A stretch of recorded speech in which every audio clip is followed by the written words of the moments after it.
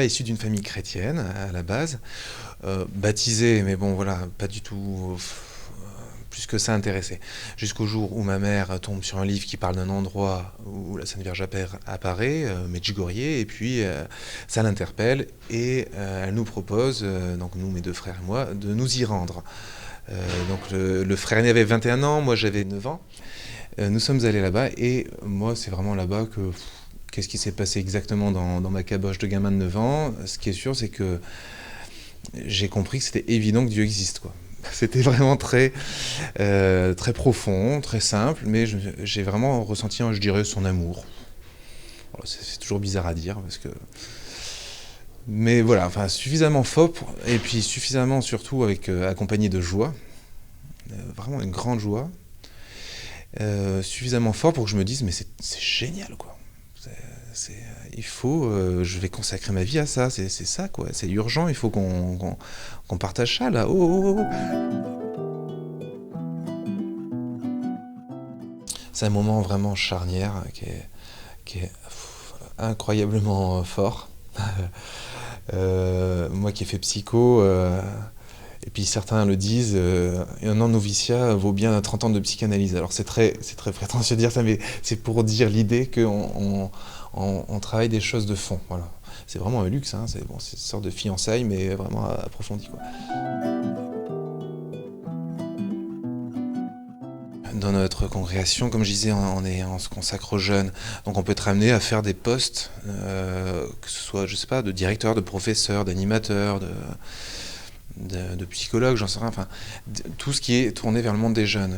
Et alors, la question peut se poser, un autre professionnel non religieux peut aussi bien le faire. Bon, là, j'étais par exemple CPE pendant 2 ans, là. Ce qui change quand on est, enfin, c'est comme ça que je le vis, hein, quand on est consacré aux jeunes comme ça, c'est que si je m'étais marié, ma priorité ce serait mon épouse, et puis le fruit de cet amour, à savoir les enfants. Là, nous faisons un autre choix qui est d'être radicalement dans cette disponibilité, alors qu'il y a une disponibilité qui n'est pas seulement d'agenda. Effectivement, d'un point de vue de l'agenda, on a d'autant plus de temps que, en tout cas pour nous qui sommes très apostoliques, pour la mission. Mais c'est beaucoup plus profondément une histoire de disponibilité de cœur. C'est-à-dire que j'ai pas d'autre priorité quelque part dans mon cœur. J'espère bien, autant que possible, être continuellement branché sur la Wi-Fi du ciel, quoi, parce que surtout à l'heure actuelle, donc vraiment, bien sûr qu'il y a des moments spécifiques où éventuellement on veille à ce que les logiciels soient à jour, mais autrement, d'un point de vue de la prière, pour moi, c'est être uni à Dieu, et ça doit être de tous les instants, hein.